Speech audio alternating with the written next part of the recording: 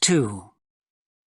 You will hear a number of different recordings and you will have to answer questions on what you hear.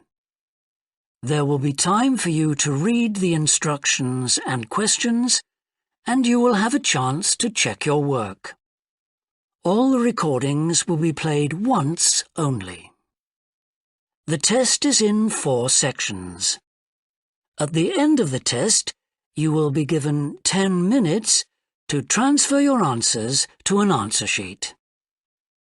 Now turn to Section 1. Section 1. You will hear a man interviewing a woman in the street about her use of transport. First, you have some time to look at questions 1 to 5.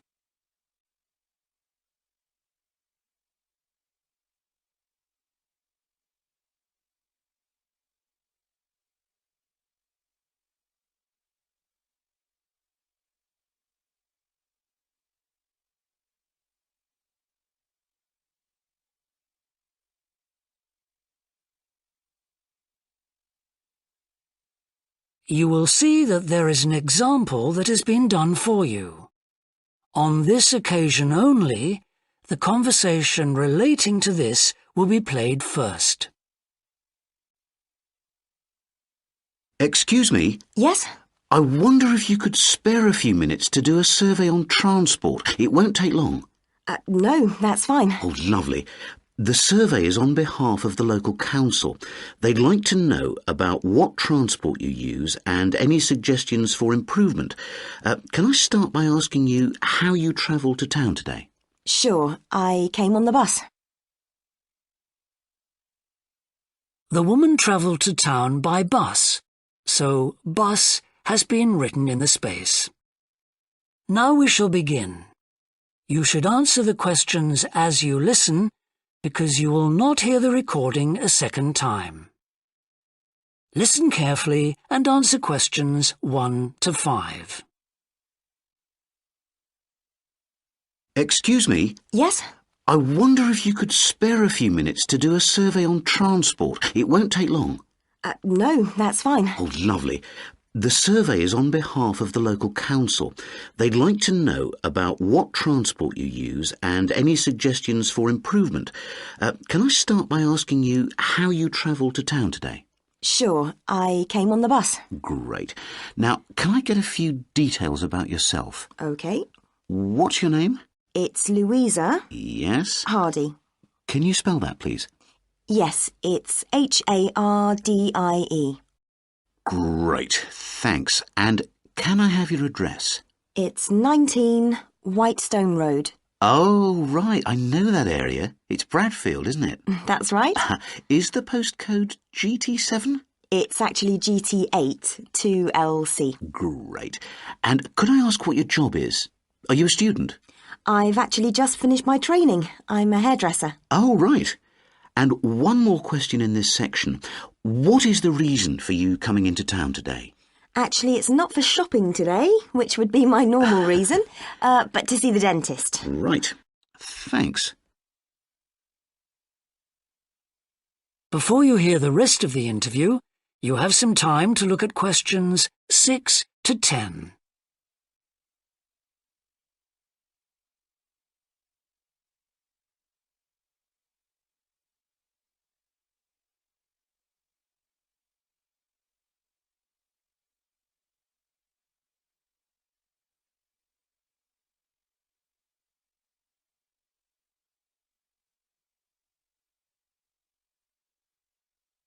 Now listen and answer questions 6 to 10. Now, in this last section, I'd like you to give us some ideas about the facilities and arrangements in the city for getting to and from work. Any suggestions you have for improvements? Well, something I've thought about for some time is that when I do walk and I'm doing a later shift, I think the lighting should be better. Yes, good point. And of course, I think it's a real shame they've been cutting down on the number of footpaths. They should have more of those. Then people would walk more. Yes, right. And I don't think there are enough trains. That's why I don't use them. You have to wait so long. Thanks. And finally, I'd like to ask your opinion on cycling. As you may know, there's a drive in the city to get more people to cycle to work. Right. But we realise that there are things which the council, but also employers, might do to help encourage workers to cycle to work. Yeah. Well, I have thought about it, and where I work, there are no safe places to leave your bikes. OK. And also, I'd have to cycle uphill, and on a hot day, I'd arrive at work pretty sweaty, so I think I'd need a shower somewhere at work. Right. And I suppose the last thing is that I wouldn't be all that confident about cycling on such busy roads. I think I'd like to see you offering training for that. You know, I'd feel a lot better about starting if that was the case. Well, that's very helpful. Thank you very much for your time. No problem. Bye. That is the end of section 1. You now have half a minute to check your answers.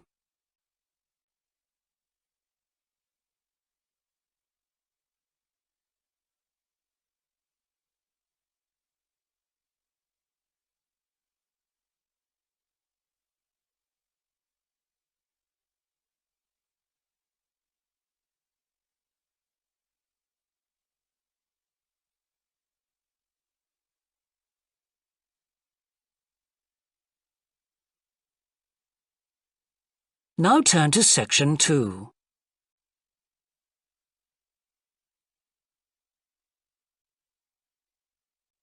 Section 2. You will hear a representative of a city council giving information about 2 new facilities which are opening soon in the city. First, you have some time to look at questions 11 to 14.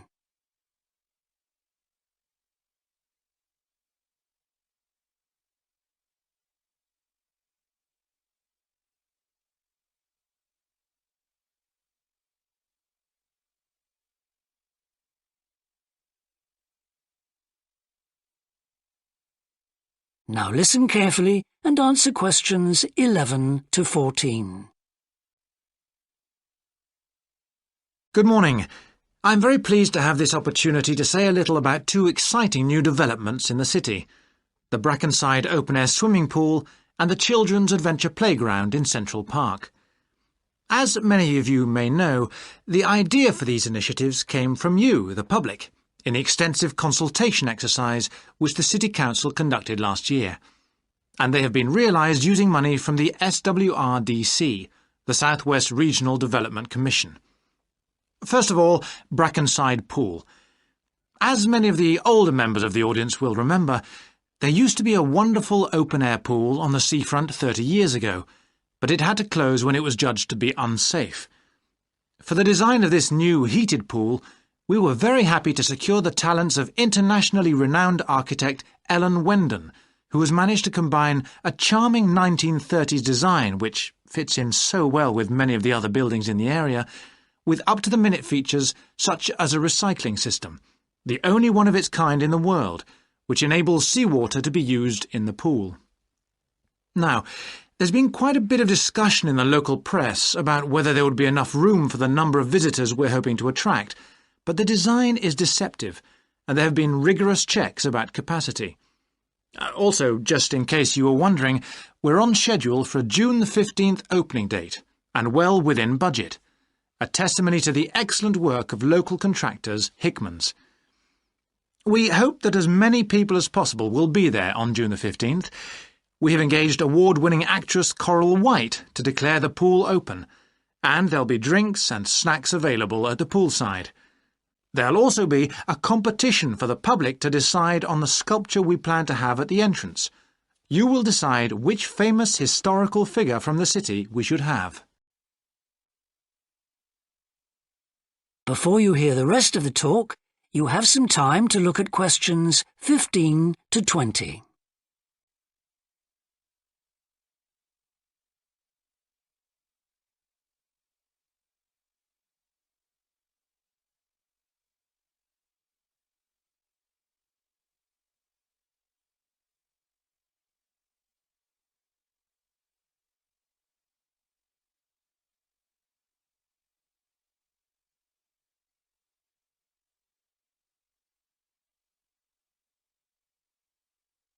Now listen and answer questions 15 to 20. And now, moving on to the Central Park Playground, which we're pleased to announce has just won the Douglas Award for Safety. The news came through only last week. The unique design is based on the concept of the global village, with the playground being divided into 6 areas showing different parts of the world, each with a representative feature. For example, there is a section on Asia, and this is represented by rides and equipment in the shape of snakes, orangutans, tigers and so on, fauna native to the forests of the region. Moving south to the Antarctic, we couldn't run to an ice rink, I'm afraid, but opted instead for climbing blocks in the shape of mountains. I thought they could have had slides for the glaciers, but the designers did want to avoid being too literal.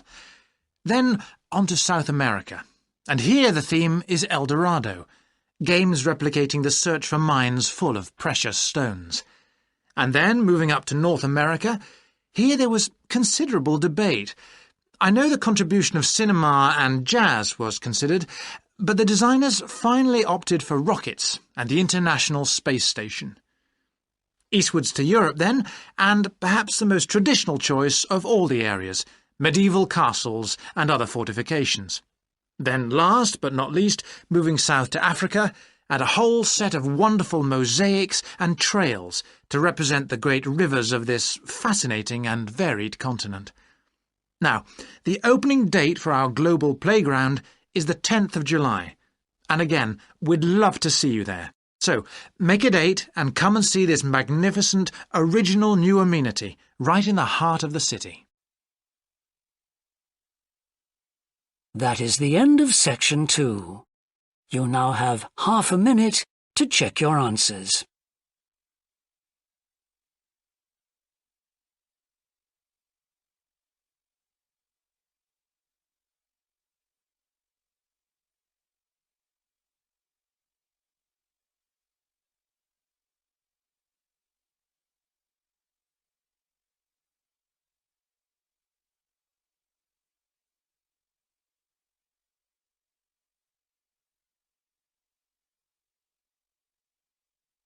Now turn to section 3.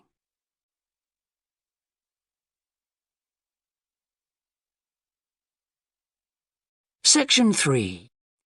You will hear 2 anthropology students called Victor and Olivia discussing their joint presentation about a Norwegian explorer called Thor Heyerdahl. First, you have some time to look at questions 21 to 24.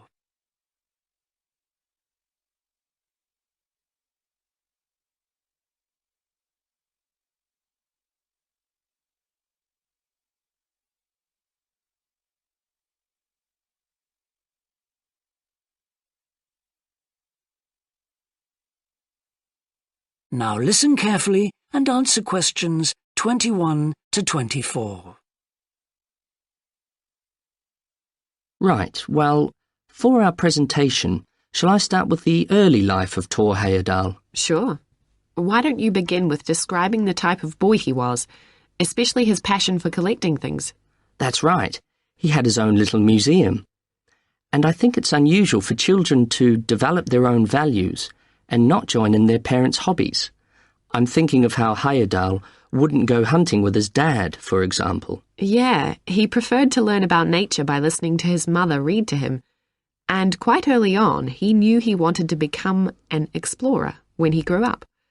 That came from his camping trips he went on in Norway, I think. No, it was climbing that he spent his time on as a young man. Oh, right. After university, he married a classmate, and together they decided to experience living on a small island to find out how harsh weather conditions shaped people's lifestyles.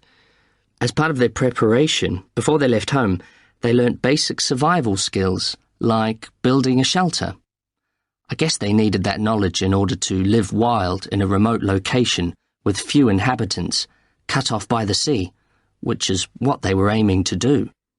An important part of your talk should be the radical theory Heyerdahl formed from examining mysterious ancient carvings that he happened to find on the island.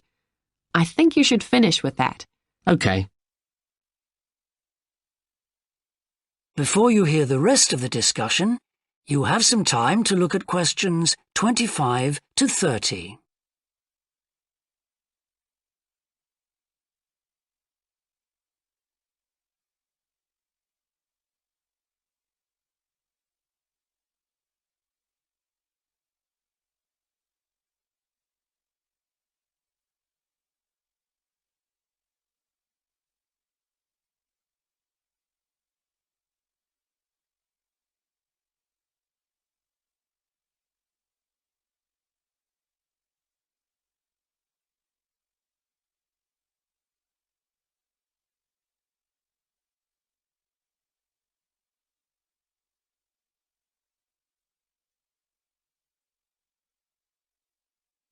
Now listen and answer questions 25 to 30.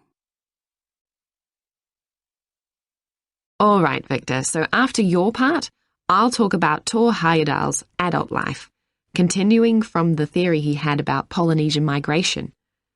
Up until that time, of course, academics had believed that humans first migrated to the islands in Polynesia from Asia in the west. Yes, they thought that travel from the east was impossible because of the huge empty stretch of ocean that lies between the islands and the nearest inhabited land. Yes, but Heyerdahl spent ages studying the cloud movements, ocean currents, and wind patterns to find if it was actually possible. And another argument was that there was no tradition of large shipbuilding in the communities lying to the east of Polynesia. But Heyerdahl knew they made lots of coastal voyages in locally built canoes. Yes, or sailing on rafts, as was shown by the long voyage that Heyerdahl did next. It was an incredibly risky journey to undertake. Sometimes I wonder if he did that trip for private reasons, to show others that he could have spectacular adventures. What do you think, Olivia?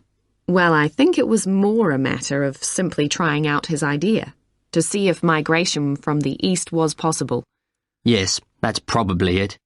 And the poor guy suffered a bit at that time because the war forced him to stop his work for some years. Yes. When he got started again and planned his epic voyage, do you think it was important to him that he achieve it before anyone else did? I haven't read anywhere that that was his motivation. The most important factor seems to have been that he used only ancient techniques and local materials to build his raft. Yes. I wonder how fast it went. Well, it took them 97 days from South America to the Pacific Islands. And after that, Heyerdahl went to Easter Island, didn't he? We should mention the purpose of that trip. I think he sailed there in a boat made out of reeds. No, that was later on in Egypt, Olivia. Oh, yes, that's right. But what he wanted to do was talk to the local people about their old stone carvings and then make one himself to learn more about the process. I see. Well, what a great life. Even though many of his theories have been disproven, he certainly left a lasting impression on many disciplines, didn't he?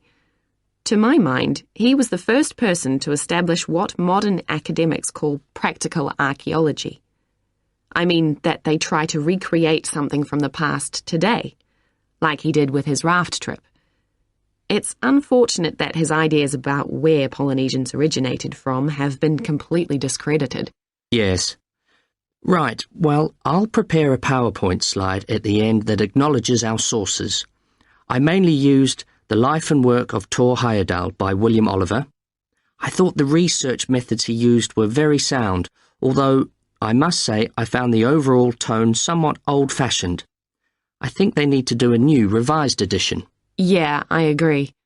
What about the subject matter? I found it really challenging. Well, it's a complex issue. I thought the book had lots of good points. What did you think of the illustration? That is the end of section 3. You now have half a minute to check your answers.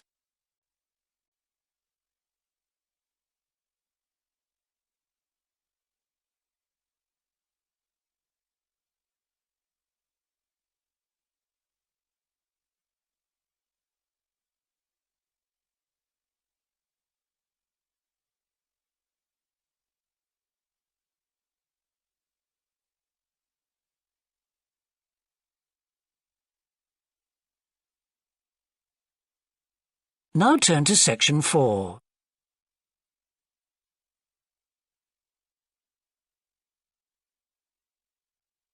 Section 4. You will hear a business student predicting how management might change in the next few years. First, you have some time to look at questions 31 to 40.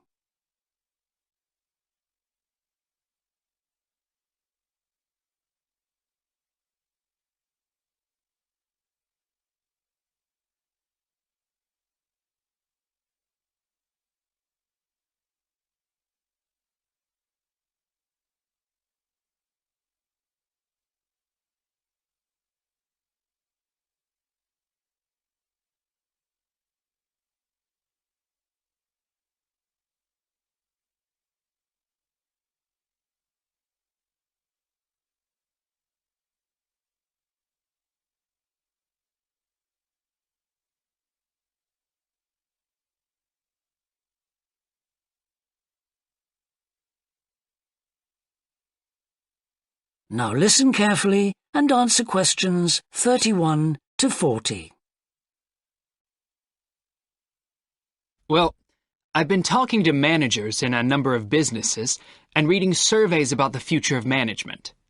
And what I'm going to present in this seminar is a few ideas about how the activity is likely to change in the next 10 years.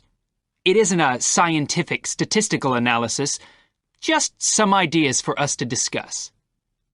One area I want to mention is business markets, and I'm sure a really significant development will be a major increase in competition, with companies from all around the world trying to sell similar products. Consumers will have much more choice. For instance, food products sold in Australia might be manufactured in the USA, China, Finland, and dozens of other countries. At the same time, mergers and takeovers mean that governments are actually losing power to major global corporations. We can probably all think of companies that exert a great deal of influence, which may be good for consumers. A third point I want to make about markets is that in the rapidly expanding economies, such as India, China, Brazil, and Russia, demand is growing very fast. This is putting pressure on resources all over the world. I think businesses are becoming more open to external influences. In particular, companies are consulting customers more and more before making their business decisions. Companies are finding out what they want and providing it, instead of making products and then trying to sell them, which is the model of years ago.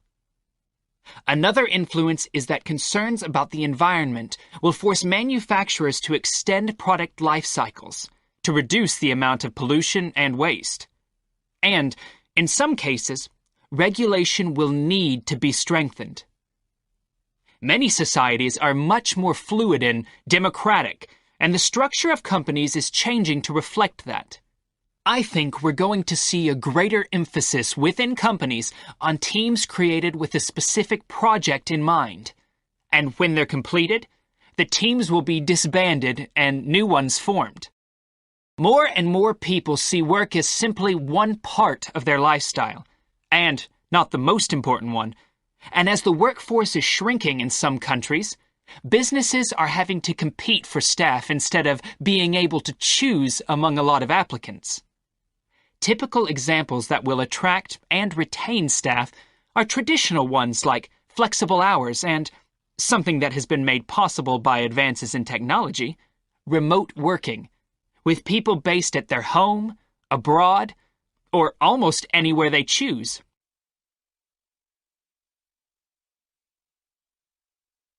Management styles will almost certainly continue to change.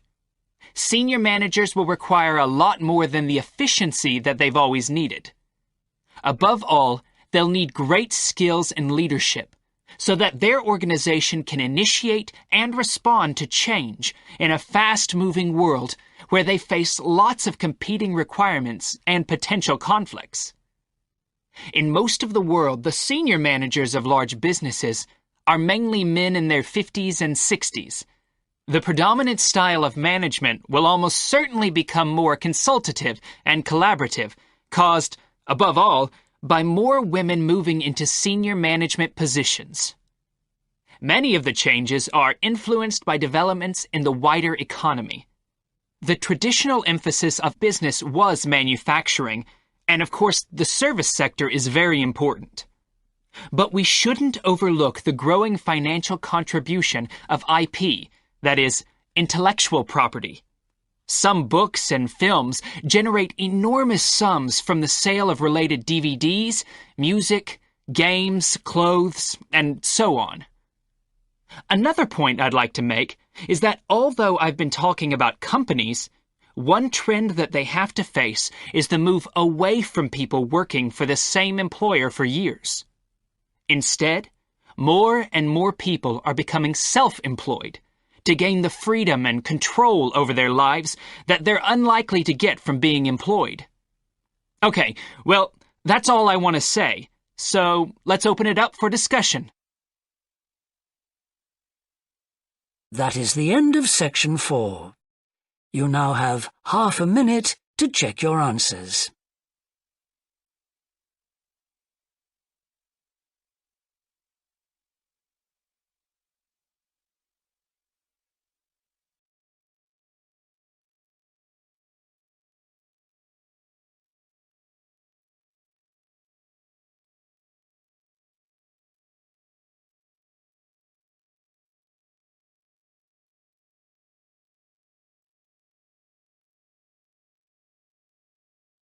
That is the end of the listening test.